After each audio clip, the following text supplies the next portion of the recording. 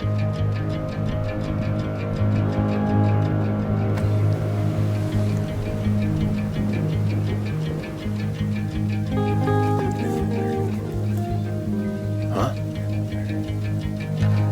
Now I wait to see what the hell we're doing.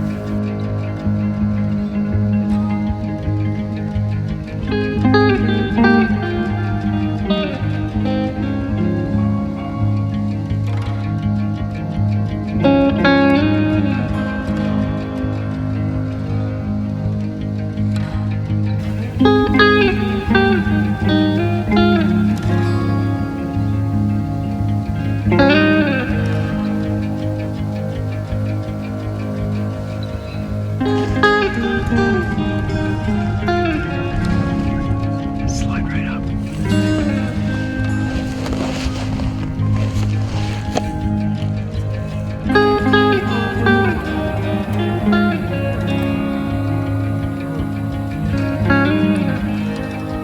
It's not the one we called up, is it?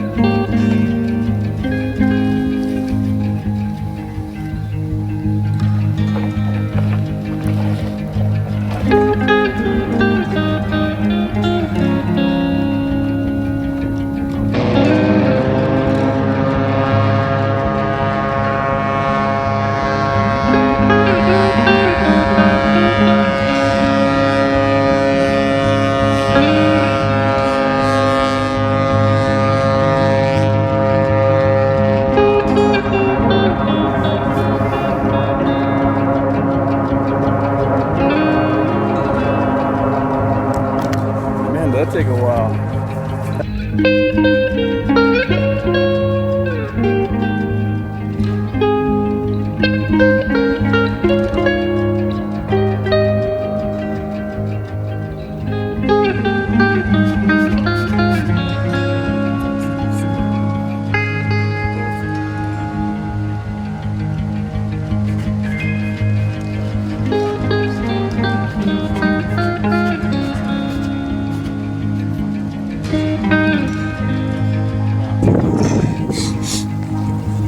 And this is how you come down.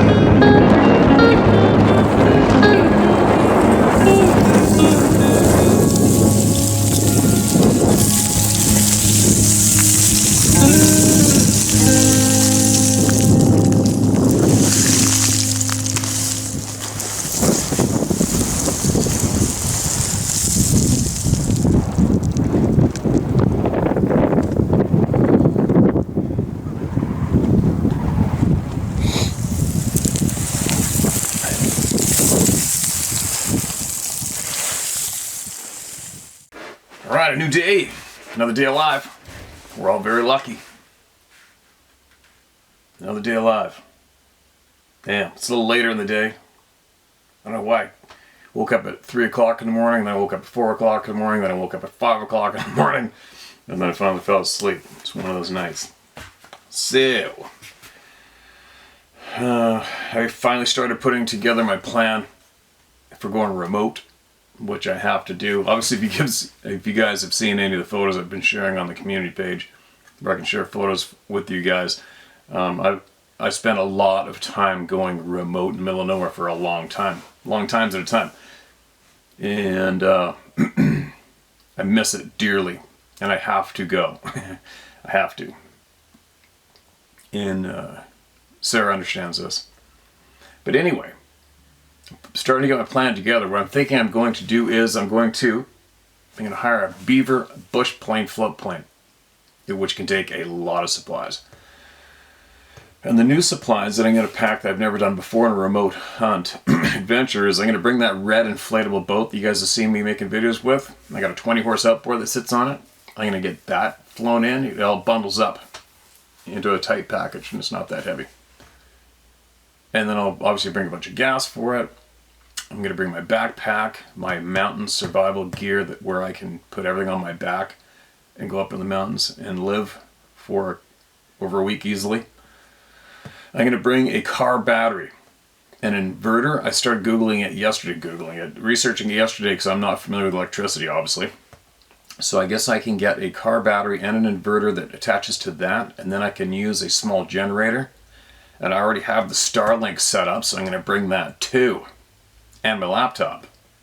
Of course, all my video gear, which always goes with me anyways.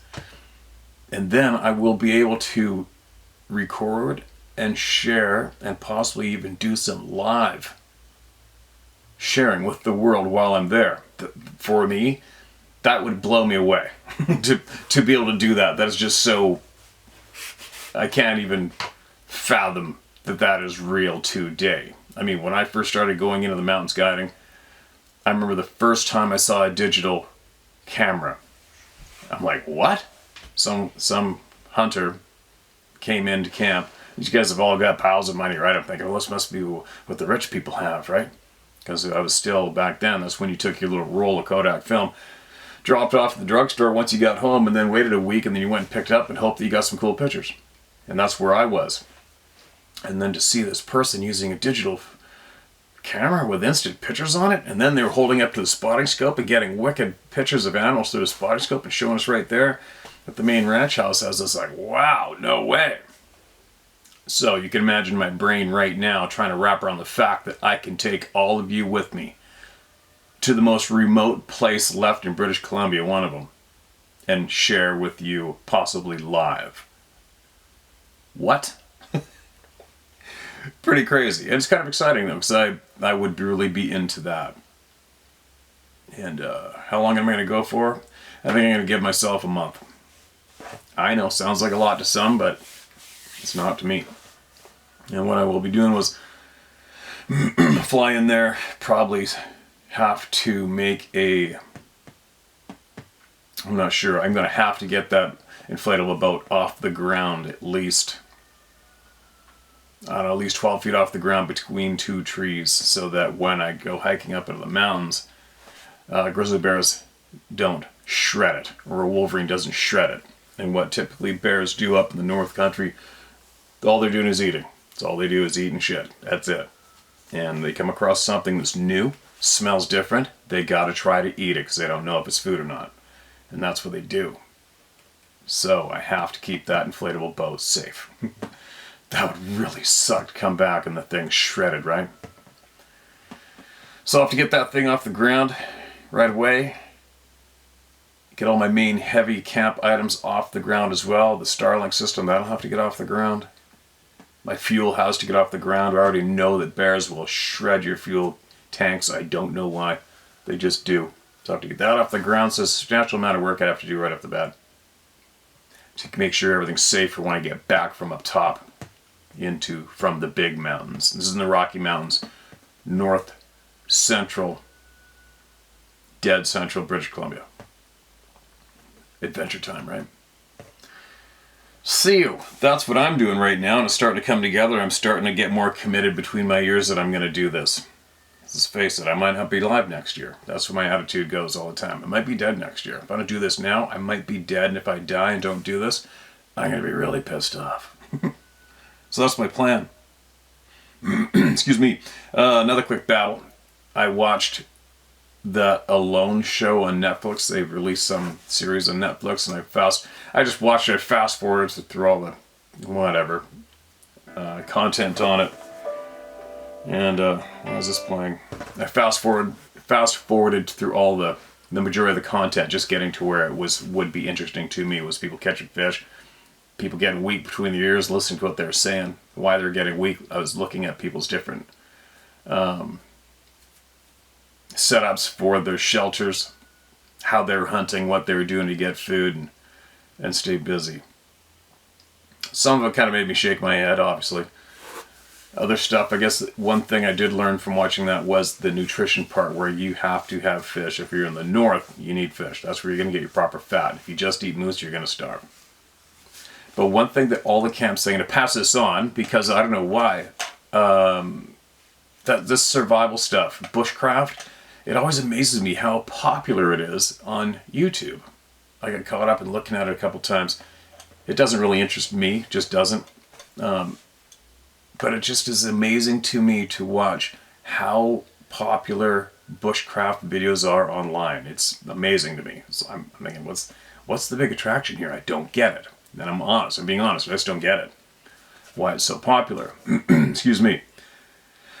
But on that note, what I will share with all of you, if you were a fan of the Alone series, or people being alone in the woods and having so many items they can to survive, one thing that I did see the pattern was with all those people was they were trying to catch squirrels for sustenance.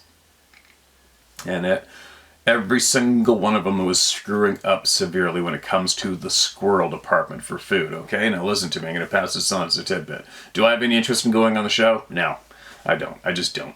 But I thought maybe, because I was having conversations about it with various people at the time, a week ago or something, I'm like, okay, what the hell? I'll apply to go on it. It's $1 million. But then I really seriously thought about it. Could you pay me $1 million to miss out on what I have planned for me coming up? No, you could not. Money is not going to bring me what these adventures bring me on my own. It just doesn't. Excuse me, so I'll share this tidbit. Let's just say you are one of those contestants, or you are practicing bushcraft, or you're in the woods and you need food, all right? And squirrels are apparently very delicious. A lot of my friends in the south have hunted them since they were kids, and they eat them, they love them. Have I ate squirrel? No, not yet.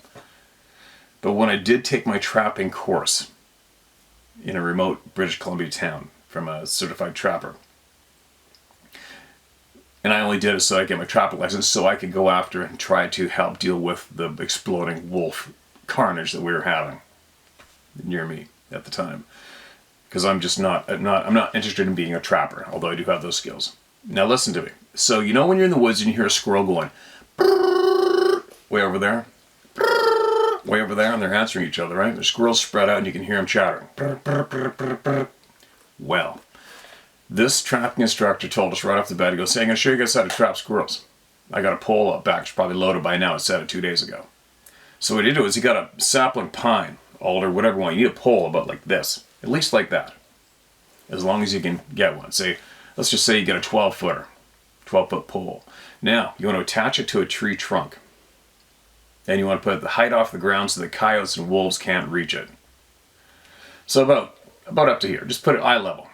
And you want to attach one end of that branch to one tree and make it go horizontal, stretching all the way across to another tree. And then tie it off there. And then you get your little snare wires, the same ones they were using to catch rabbits. You get those little snare wires, and you make a noose, about like that. You attach it to that pole. You attach it, you put your noose right over the top. And then about a foot, or whatever you want, a foot, 2 feet, 3 feet along, you put another one, and another one, and another one. So you're picking up what I'm putting down. It's like having a broom handle this way, and on top of that broom handle, you got numerous snares on top of it. Well, get this one. If we didn't go there and he showed us this pole, and I think there was 7 squirrels all hanging there from those little snares on the bottom of that pole. Just like that. 7 of them. So what he explained to us was when the squirrels are chattering, you know, when one stops chattering, all the rest go like this. What happened to him? And they all go over to investigate, and they can't help themselves. They run along those horizontal poles because it's easier, right? Path of least resistance. And they run along the pole. Hit the snare, fall off, dispatch themselves. And then the next one comes over because now there's 2 that aren't chattering anymore. And the last place they heard chatter was over there. And they all go to see which one stopped chattering and why, and they all hit the noose and hang himself. So there you go. Now, I was watching all of those people who on that show, which apparently a lot of them, one taught bushcraft, survival skills or something. A lot of these people had history in their lives of being remote and being in the woods and surviving. And I was surprised. I'm like, how come all these people don't know this one simple one? But anyways, there you go. Because I saw a lot of those people, they have a bow and arrow as one of your weapons of choice, one of your tool items. And they're shooting arrows into the sky at trees trying to get squirrels. And when I was a kid, I used to do stuff like that with grouse. And I'll tell you what, you miss the grouse and there goes your arrow. And then you possibly don't find it ever again. So that's a huge risk. If you're in the middle of nowhere and you got, say, 6 or a dozen arrows, I'm not shooting one of those suckers up into a tree. I can't afford to lose those things. But there you go. There's a quick little tidbit on how to survive and find some food in the forest without expending energy or your items. Simple pole, noose, bam, bam, bam. Load it up. A few meals in a day without doing anything. There you go. I was meaning to share that the other day. And now, speaking of sharing, I'm going to get some more voices shared. Listen to this. Oops, where are we? Where did it all go? Excuse me. Adventure dog is laying on the ground on the floor beside me. Alright, here's the title. Night Catfishing. It's amazing how many people send in that they fish at night. I've never done it. I don't know why they do it. Myself, I just haven't done it. I like fishing and I want to see it. I want to see everything. Nighttime fishing. I guess it's good, right? Hey Steve, feel free to use my name and where I live. I hope you received this email. I will write you another email about my first Bigfoot encounter in 1989. Thank you for all that you're doing, buddy. Exposing the frauds and having people realize that when you speak of Bigfoot, you're not crazy. No, you're not. He is real, and people do need to be careful. I hope you're in good health, Steve. Stay safe while you're in the woods. Appreciate the kind words, man. Back in 1990, maybe 91, my friend and I were trying our luck at catfishing on a small lake just outside of Heron, Illinois. It's in southern Illinois. We had access to a small John boat. A friend that lived on this small lake said we could use this boat anytime we like. So, my friend and I decided to start fishing from around 11:30 p.m. or midnight until daybreak. I will never forget this night. This little lake had an old brick pump house with strange paranormal activity back in these days.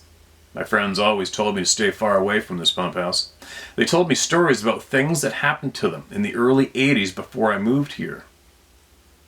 Of people in robes with pointy hoods carrying lit torches and something invisible grabbing their car and not releasing it. Well, that's a new one. They said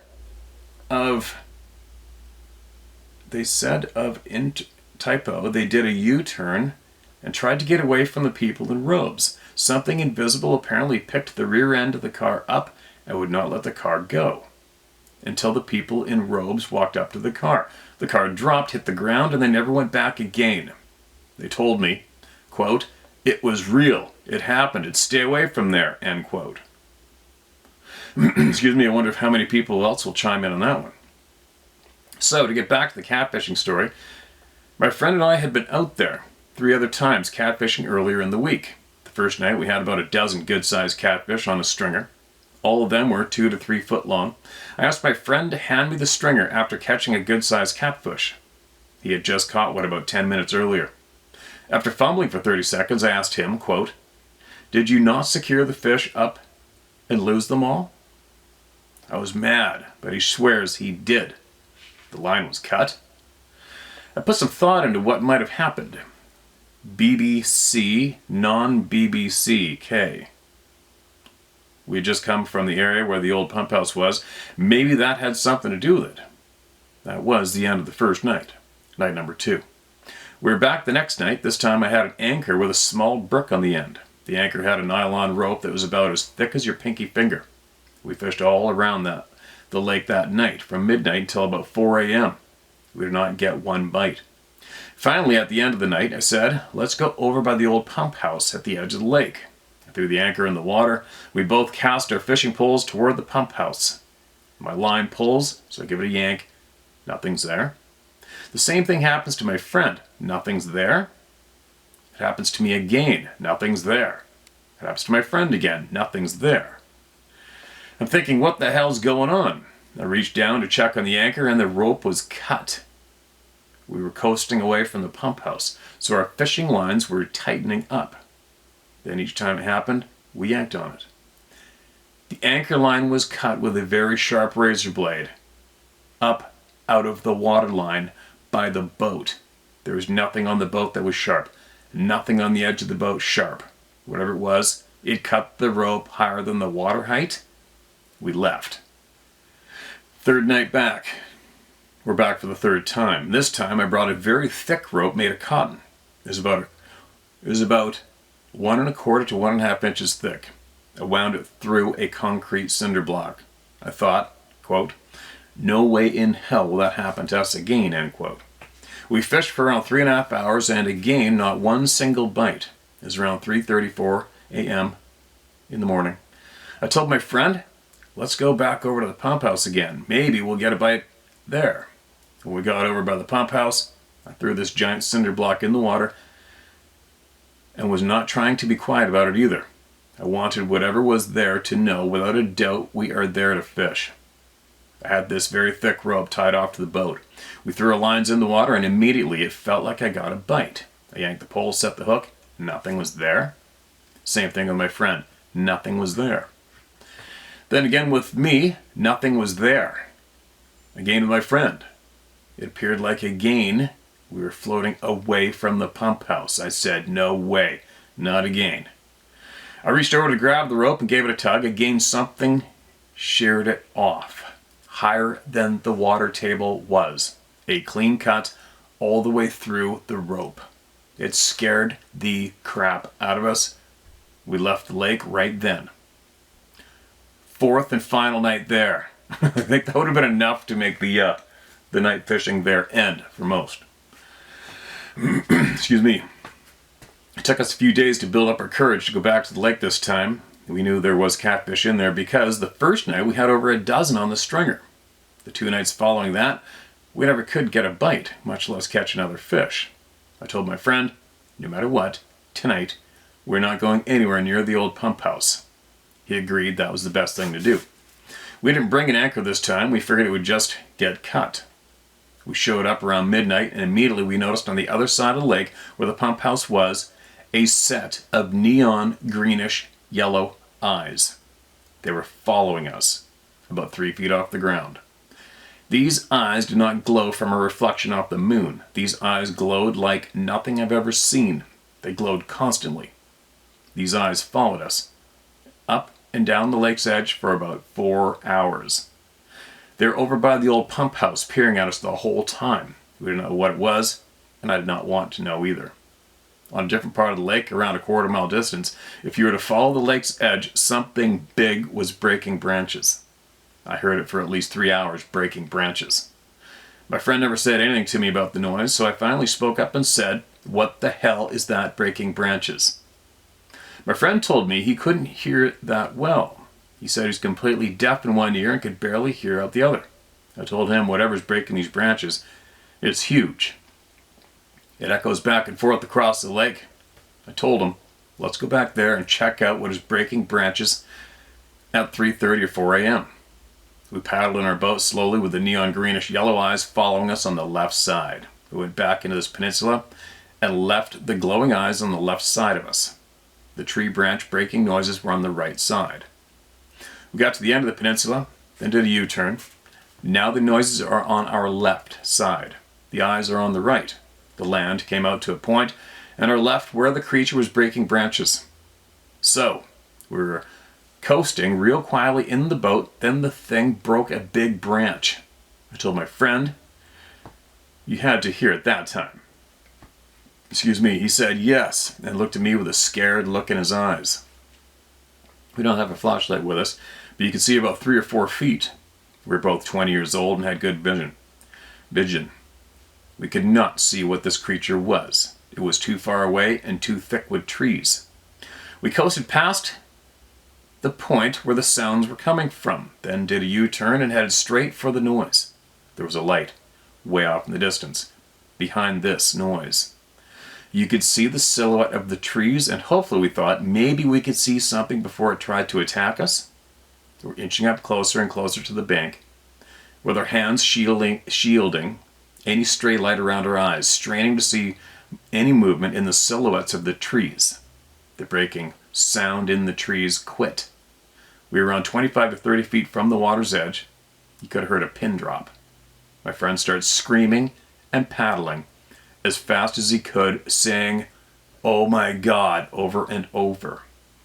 We finally got to the middle of the lake and I asked him, "What the hell are you doing? Are you trying to give me a heart attack?" He said, "I'm sorry, the thing was as big as a cow, but it has 2 legs. It started walking down to the edge of the water toward us and it scared the crap out of me." I told him, "No way, really?" I actually had a run-in with this some kind of creature just a little over a year earlier. Even though it was less than 40 feet from me, I didn't get to see it. Only the footprints and the horrible smell. It took off running away from me and ran through the tall bamboo grass that grows alongside the swamps. It sounded like it was heavy, like a horse, over 1,000 pounds. It made the ground shake like a horse does, only it was running on 2 legs. I did not get to see it, but I want to see it tonight. He pleaded with me to not go back. I insisted and told him as long as we stay in the boat, keep our distance, we'll be safe. Besides, I have my little dog with us, LOL. He was a half rat terrier and half miniature lab. He would at least notify us it was time to leave. He had been completely silent all the way up to this point. We paddled back over to the noise again. You could hear the branches breaking. I kept asking my friend, "Where is it?" He told me, "Look at the big tree, it's to the left of it." Then he started screaming and paddling again. When we got to the middle of the lake, I told him, "If you do that to me one more time, I'm throwing you in the lake. I want to see this thing and you're scaring the crap out of me." I wish we had a flashlight. It would have made things so much easier. He pleaded with me again to not go back over there, and again I was persistent. You could hear the thing breaking branches as we slowly paddled back to the point. I kept asking my friend, "Where is it?" He kept telling me, "It's as big as a cow and on 2 legs to the left of the big tree." Then he said, "Oh my God, here it comes down to the water at us. Let's go, please." He said, "Here it comes." My dog started growling real quietly. The sounds of the breaking branches had stopped. My friend says it's almost to the water. Here it comes. I heard splash, splash, splash. The thing was in the water coming at us. We're only about 20 feet from the water's edge. My dog went into demon attack mode. I was trying to hang on to my dog so he wouldn't get killed, while my friend is screaming and paddling behind me. We left that lake and never went back again. I now know what Bigfoot was doing. The sun was getting ready to come up, and he was making a teepee hut out of the branches so that he could have a shelter and hide in the daytime. Debatable. I found one of these huts 2 years earlier. I seen long reddish brown hair in it, and I picked it up and held it in my hands. It was only 100 yards max from where it took off running from me. I never told anyone where I'd seen it. Let me rephrase that. I never told anyone where I heard Bigfoot and seen his footprints. I will write you another letter about my first encounter. I'd still like to know what those neon greenish yellow eyes were on the other side of the lake from the Bigfoot that night. I've asked hunters that grew up here in southern Illinois. No one has ever seen anything remotely close to those eyes. I didn't tell them about Bigfoot because they're idiots. I had to work with them, and I did not want to hear their crap. I'll write you, Steve, about my first encounter here soon. Take care and stay safe. Ronnie Pirtle. Ronnie, appreciate that, man. No, I was confused. So what I'm gathering is your friend was seeing this thing the whole time, right? And you weren't? Like, you didn't see it at all. You didn't see it in the water. You didn't see it walking down to the water. You didn't see it beside the tree. You just heard the noises and saw your friend shitting himself, right? I think that's what you got across to us. That's scary and shit. Who would stay there fishing out of everybody listening to this video? Who would keep going back there after the rope was cut through? I've never heard of something like that happening yet here, I don't believe. Unless I'm wrong, but I don't recall hearing something like that. Why would that freak me out so bad? Because if something could make a razor blade cut through the rope right off the bow of my little boat right there, in the dark, that same cut could cut my throat in very easily too, right? And then to go back there and have it confirmed and happen again, I'd be like, whoa, it's pitch black and that thick rope's getting a laser cut through it. That means potentially, right? I wouldn't be going back. I think if it happened to me the first time, I would probably think that I screwed up somewhere, somehow, and I cut that rope by accident, didn't realize it. But the second time, confirmed, out of here. Or glowing light on the rope the next time I anchor, if there was a next time to anchor. That's a creepy one. That's a good campfire story too, right? That's what unfortunately sounds like it really happened. It's amazing. When I say debatable about the structure for shelter, from what I have learned, for me, these structures, they're not shelters. Obviously, if it's a shelter, it'd be absolutely waterproof. Sides, roof, back, concealed better out of sight of human beings, and they're not on average. They're right there in your face, and they're sparse timbers, branches. On average, there are some thicker ones where all the holes are filled in, but not on average, right? It's usually just some kind of like the thing I found. 4 big logs on the side of a rock face leaned out all on one tree. What's up with that? That's a lot of effort. That's insane strength, which we could not do that unless it was machinery. That's not a shelter. In no way is that a shelter. What is it? What is it? Why do they do that? I don't know. Well, I think we're going to find out pretty quick, but I don't know right now. Okay, who's next? A lot of these emails today are from a while back, all right? I've been doing a lot of digging in all of my folders and inboxes. Dear Steve, I have a second-hand story my mom and dad used to talk about. My name is Tracy Robinson. As a young boy, I grew up outside of a small town in southwest Missouri, the Ozarks, just right north of Springfield, where the big bass shop got its start. There's all kinds of legends and tales among the old timers, at least the ones that are still around, of different things in these woods. This particular story took place around 66 or 67. I wasn't very old, at least not old enough to remember anything. We had several old coon dogs, black and tan, Walker Redbone and Blue Tick. We had one old male Redbone named Skillet. Everybody used to comment on how big he was. Dad had pretty much retired him from hunting, and he's just a free-range dog. When he wasn't running around hunting at night, he would just lay around being a lazy old hound. One morning, it was late summer night. It was late summer, right around 4 a.m., just before the sun come up, when our neighbors showed up, waking the whole house up, banging on the front door. Dad answered the door in his tighty-whities and asked him what the hell he's doing. The neighbor's name was Roy, and asked my dad, Chub, my dad's nickname, "Your old dog is tangled up with something down in the woods." They said all he could hear was the dog barking, growling, and soon he wasn't yelping, and yet kept getting weaker and weaker. By the time Dad got his old bib overalls and boots and grabbed his gun, the old dog had pretty much went quiet.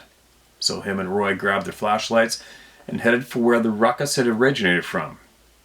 When they reached the area, they found the leaves were all turned up, and in a straight line down into a holler, at the end lay the old Redbone hound.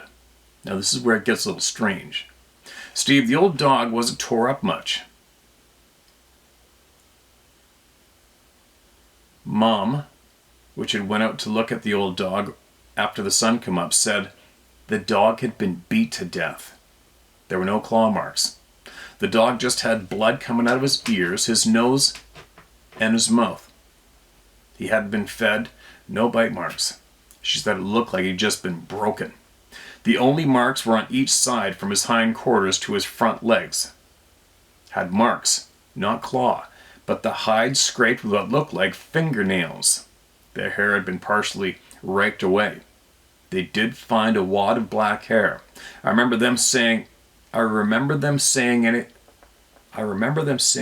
about it, having any odor or anything. Okay, I think you meant I don't remember them saying anything about having an odor or anything. I don't know whatever became of it. That was the mid-60s, so nothing was ever thought about it. Steve, I don't know what could have killed this dog like that. I read stories on the internet of finding deer with their necks twisted or legs twisted off, especially in eastern Missouri. If anybody on the round table has any knowledge of what animal could have done this, it would be appreciated. Still, a lot of other stuff happening in this area. Thanks for letting me share another story on your site. You can use my name, Tracy Robinson. I don't give a rat's ass what people think. Too old for that shit. Me too, Tracy. I think you probably already know what did it, right? By the sounds of it. I wasn't there, didn't see it. But, excuse me, if it was any kind of a canine or an offshoot of a canine, meaning one of those dogmen things, the dog would have holes in it and would have been shredded, without a doubt. Canines, when canines such as wolves, which I am so familiar with, wolves do not tolerate canines at all, especially other wolves from a foreign pack. Then they shred the living shit out of them. As an example, unfortunately, one rural family got a hold of me because their pet German Shepherd, who'd been in the backyard forever with the kids, they unfortunately had to listen to a handful of wolves annihilating it in the darkness. And they asked me to go to take care of this problem. And I found what was left of the German Shepherd, and all that I found was the head with an orange collar just behind the ears, and then a length of neck bone. They pulled that out, so there's an example of what your dog will look like when canines kill it. Anyway, yeah, I don't know what the hatred is against the dogs. I haven't a clue. I don't know. I don't know why. But like I said, if somebody from around there is listening, which I'm sure they are, chime in. Chime in. Who's next? My high beams hit a being. Dear Steve, hope this email finds you well. I have had 2 encounters with the beings over my 20 plus years of hunting and fishing all over the northeastern parts of the U.S. These encounters are probably not the most fearful as most of your emails, but I feel like I must share with everyone. My first encounter was in 2017. I was working in the White Mountains of northern NH, heading to work one morning around 4 a.m. Me and my brother were heading to a job site. And just outside of Woodstock, Vermont, VT, a road we had traveled day in and out for many years. We came around a corner in the road when my high beams hit a being by a tree. If I had to guess, around 7 feet tall. Showed itself. I didn't say anything when my brother said, "Did you see that?" 2, it was only for a split second, but we both knew what we laid our eyes on. There's a few minor typos. Punctuation. Scared the crap out of both of us. And my second encounter happened in 2020. I was hunting in the northern zone of rural Vermont this year, a place I had never hunted before, in the hopes of a giant buck my brother had been chasing all season. Around 9:30 a.m. I got this overwhelming fear. My body went cold. I've been following your channel for a while, and I simply said in my head, I'm only here for one deer. Please leave me alone. I mean no harm. I just, simply after a game, what seemed like an hour, my body finally went calm. And I did end up seeing some deer, but not what we were after. I have no doubt these beings exist, and I hope I never have to experience what some people do. I'm a steward of the land, and I respect everything that inhabits it every time I go hunting. I'm always aware of what's out there, and I hope this message can help others come forward with their experiences. Thanks for all that you do. Keep up the good work. Please don't mention my name. Sincerely. Okay, let me check the beginning, because a lot of people will leave their name in the beginning, and I'll read away, and then the very bottom says, please don't use my name. And I don't even remember saying the name in the beginning. So, gotcha. Your name isn't shared. Thanks for coming out and taking your time and donating here, man. Appreciate that. Time is huge. Time is a huge donation. Seriously, you can't donate a more valuable gift than your time. That is what should be considered gold, is time, right? This next one's titled, They Chose to Ignore the Bellows. Greetings, Steve. First, let me say thank you for providing a safe and accepting forum for a truthful discussion of these forest people. It means more than you may realize. It's too easy. Thank you for the kind words. I have 3 occurrences and finally a question. First, I'm now 68 years old and I spent much of my youth in the forests of New England, hunting, fishing, and enjoying life in the forest. When I was about 14 years old, I spent many weekends in a remote area of Vermont, hunting with my uncle and his friends, all experienced outdoorsmen. We stayed in a log cabin built on the side of a mountain, overlooking a valley with a range of mountains on the opposite side. Not as grand as your home, but beautiful just the same. Often in the early evening and into the night, I would hear what sounded like a cross between the roar of a big cat and a deep bellow. It would originate on our side of the mountain, cross the valley, and then seem to receive a response from the opposite mountainside. When asked about this, the other hunters dismissed this as not being the roar of a big cat, as there was no such animal in this area. But they had no explanation and chose to ignore these bellows with a quick change of subject. These sounds seemed so far off there was no need for concern, just wonderment. Second, 3 years ago, I was returning home from a work assignment. I left early in the morning around 4 a.m., facing a 7-hour drive. The long drive took me through a very thickly forested wildlife management area in eastern Pennsylvania. The route was pitch black with no moon and cloudy skies.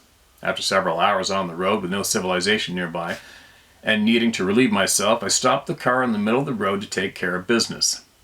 I was peering over the top of the car at a deep culvert leading to a very steep 8 or 10 foot man-made berm leading to the forest floor. Suddenly, a large creature rose from the culvert about 30 feet from me. Outstretched, it was the height of the berm, with 2 legs that scaled the slope and disappeared into the forest. My head told me it was a bear, but my heart told me it was something else, something I couldn't explain. Third, my fiancée and I love the state of Maine, both the shore and the mountains and forests. We had made the decision to relocate and spend several weekends traveling the length and the breadth of the state looking for the perfect home off the beaten track. Maine is well known for wildlife and big game, with an abundance of moose, deer, and elk, etc. With all these travels around the state, over 2,000 miles driven, we never saw any animals. Not a bird, not a squirrel. No sounds of crickets or frogs, nothing. It became a running joke that the hike was just an attempt to draw tourists and hunters. In hindsight, I now wonder if I were being stalked/shadowed, explaining the lack of forest sounds. Finally, 2020 was a tragic year for forestation in the western U.S. Over 400,000 acres have been burned, leaving wastelands in its wake. The forest people clearly are far better survivors than we'll ever be. So my question is, in the aftermath, where did the forest people go? Did they flee to far-flung areas of the country? It might be interesting to study increased sightings in areas adjacent to those devastated, or perhaps occurrences in areas where there had been none previously. I'm grateful for what you do. Feel free to use my name. All right. Your name's not on here. But thank you so much for that email. And I don't know, where do they go? I don't know. I know one thing, when Mount St. Helens blew, you would have thought that everything would have been annihilated for miles around there, but apparently that place is flourishing with everything again. The forest comes back, the animals come back, the fish come back, everything comes back. Regrowth, right? It's funny how the news reports on forest fires today. They make it sound like, the universe is coming to an end. Meanwhile, it's just a part of life. It is just a part of life, forest fires. And they do come back. Everything grows back, right? Where do they go? I don't know. Kind of biting my lip in a little bit of a way, but maybe I shouldn't. From what on my journey, my ride with knowledge, I haven't quit, and I won't quit. I keep going. You have to keep going. You have to keep sharing all these emails. You have to keep listening to as many human beings as you can. That's the key to gaining true knowledge. That's the key. And then at the same time, you need to be aware of patterns, right? That's what I do. I'm non-stop looking for the patterns. I listen to someone who I've trusted my life, and I listen to what they know, but my brain will not allow me to just jump on that bandwagon of what they solidly know for themselves. I hope I'm making sense. And then I keep going, and I keep listening to all of you, the people. And I come across more people who I respect. I respect everyone, but I respect them and what they have found out for themselves. And I take note of them, find out who they are, have a conversations, figure out that 100% they are legit. I do that on my own time, my own way.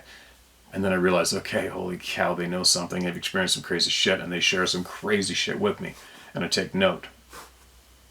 And I keep digging. I keep listening. And next thing you know, eventually at this point in the game now, I've come across a fair sizable handful of people around the globe who have learned some substantial facts which your average mind will not be able to accept today's society. But there's a pattern. A very, very strong, in my face, pattern has emerged from listening to all of you and listening to this handful of people around the planet who are very advanced when it comes to knowledge on these beings and more. And so far what they have explained to me and convinced me, I'm about 99.999% convinced right now that these beings are a more of what could be described as a spiritual being of both flesh and how do I say it? I'm losing it. The horse just whinnied and took my brain away from me for a second there. They can be of flesh and not of flesh. All right? This has been basically, I am about 99.999% convinced of this. But actually I had my hunches a long time ago. I mean, I can't find anything in the forest alive. An animal, species, I'll find it. I'll get a picture of a trail camera, I'll find it. I'll find its footprints, I'll find it. I went 100% success in my hunts, my big game guiding career. I don't say that too loud too often because the people who seem to be in competition get offended and threatened because they're jealous or whatever it is. I'm not boasting, it's just what it is what it is. I found what I'm good at in life and I went for it, and I was 100% successful in finding what every single hunter was looking for. And I realized a long time ago that I can't find these beings if I want to.